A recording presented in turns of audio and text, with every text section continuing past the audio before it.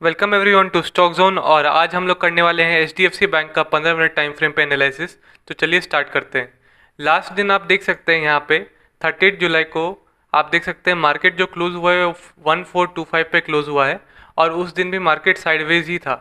और पिछले 2 दिनों से एचडीएफसी बैंक काफ़ी साइडवेज ही चल रहा है, कोई खास मूवमेंट नहीं है। तो चलिए इसके सपोर्ट और रेसिस्टेंस देख लेते हैं, कहाँ कहाँ पे इस पे सपोर्ट है, कहाँ रेसिस्टेंस है। सपोर्ट को हम लोग ग्रीन से मार्क करेंगे और रेसिस्टेंस को हम लोग रेड से मार्क करेंगे।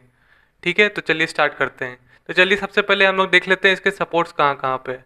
तो पहला सपोर्ट मुझे यहाँ पे ही दिख गया पुराने चार्ट के रेफरेंस से। पहला सपोर्ट ये रहा आपका।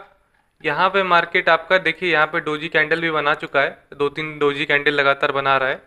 तो यहाँ पे काफ़ी इंडिसीजन चल रहा है कि क्या होगा, या तो ब्रेकडाउन देगा या तो वापस यहाँ पे सपोर्ट लेके ऊपर जाएगा। ठीक है, पॉसिबिलिटी कुछ भी हो सकती है। ये कोई एग्जैक्ट नहीं है कि यहाँ से ही वापस रिवर्स कर जाएगा मार्केट। लेकिन यहाँ पे मुझे एक सपोर्ट जोन दिखाई दे रहा है। यहाँ से लेकर मैं बोलूँगा यहाँ तक आपका एक सपोर्ट जोन टाइप का है। ठीक है, तो ये जो एग्जैक्ट लेवल्स है मैं आपको बता देता हूँ। ये एग्जैक्ट लेवल जो है वो है 1424 से 1427 तक आपका एक सपोर्ट जोन है। ठीक है, एक रेंज बाउंड टाइप का चीज़ है। यहाँ पे क्या है कि मार्केट अगर 1427 के ऊपर बाउंस कर जाता है तब आप इसको एक परफेक्ट बाउंस मान सकते हैं कि हाँ, सपोर्ट लेके ये मार्केट अब ऊपर जाने की कोशिश कर रहा है। उसके बीच में अगर 1424 और 1427 के बीच में है मार्केट, तब आप कोई ट्रेड ना लें, ट्रेड करने से दूर ही रहें, क्योंकि मार्केट में इंडिसीजन चल रहा है, मार्केट साइडवेज ही चल रहा है। ठीक है, तो चलिए आगे देख लेते हैं इसके रेसिस्टेंस कहाँ कहाँ पे है। पहला रेसिस्टेंस तो इसके जस्ट सर पे ही है, वो है 1429.9 का, मतलब 1430 का भी आप मान सकते हैं। 1430 पे चलिए मार्क कर लेते हैं इसको, सबसे पहले रेड से मार्क कर लेते हैं। ये आपका एकदम इंस्टेंटेनियसली जो सबसे पहला रेसिस्टेंस है वही है।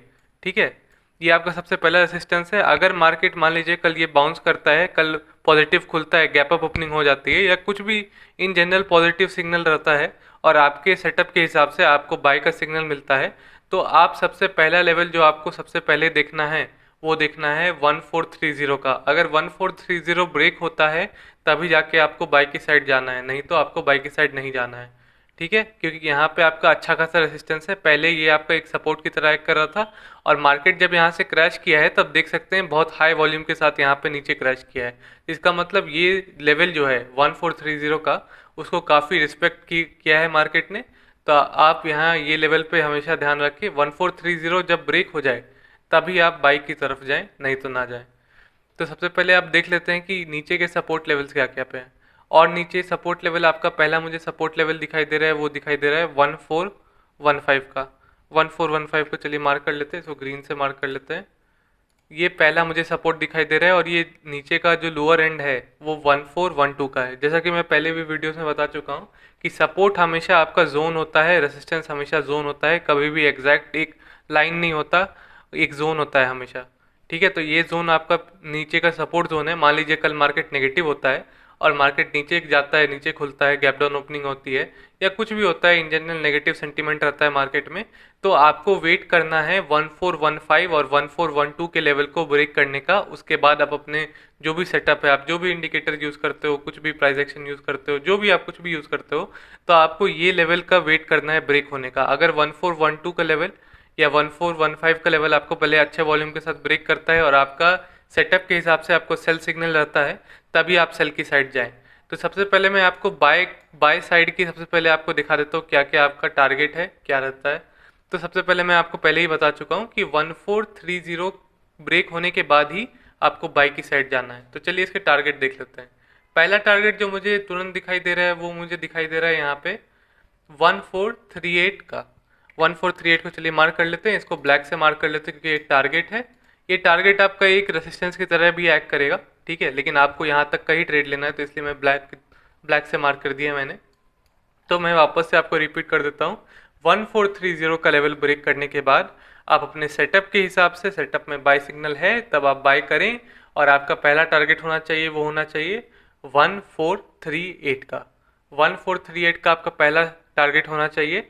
ये आपका जब अचीव हो जाएगा तो आप प्लीज़ एग्जिट कर दें, इसके आगे होल्ड ना करें, क्योंकि इसके ऊपर 3-4 रेसिस्टेंस तुरंत ही है।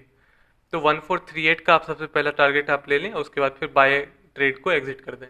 चलिए अब सेल ट्रेड में देख लेते हैं शॉर्ट साइड में आपका क्या टारगेट होगा। तो मान लीजिए कल मार्केट नेगेटिव रहता है और नेगेटिव जाते जाते 1415 को ब्रेक कर देता है अच्छे वॉल्यूम के साथ, और फिर 1413 को भी ब्रेक कर देता है नीचे के साइड। तो आप यहाँ पे पहला टारगेट जो आपका होना चाहिए मेरे हिसाब से वो होना चाहिए आपका 1407.8, मतलब 14080 आप मान लो, 14080 आप मान सकते हो। ठीक है, इसको 1408 कर देते हैं। हाँ चलिए, 1408 ही आप मान लो, ये आपका पहला टारगेट होना चाहिए शॉर्ट के साइड। कब होना चाहिए? जब मार्केट 1413 को ब्रेक कर दे। 1413 को ब्रेक करने के बाद आपके सेटअप में अगर सेल आता है तो आप सेल कर दें, और ये जो सेल का आपका स्टॉप लॉस रहेगा वो 1415 के ऊपर रहना चाहिए। ठीक है, 1415 के ऊपर रहना चाहिए, उसके बाद ही आप सेल करें, क्योंकि ये आपका एक वापस आपका एक रेसिस्टेंस की तरह एक्ट करेगा एक बार मार्केट अगर नीचे चला जाए तो। अगर 1413 के नीचे चला जाए तो ये रेसिस्टेंस बन जाएगा, ये सपोर्ट। ठीक है, और ऊपर के साइड में भी सेम चीज़ है, बस वाइस वर्सा है। सबसे पहले आपको क्या लेना है, 1430 का लेवल अगर ब्रेक होता है और आपको सेटअप में बाय आता है, तब आपका टारगेट होना चाहिए 1438 का, और आपका जो स्टॉप लॉस होगा वो 1424 के नीचे होना चाहिए। ठीक है, 1423 के आसपास आप लगा लेना। ठीक है guys, thank you for watching stock zone.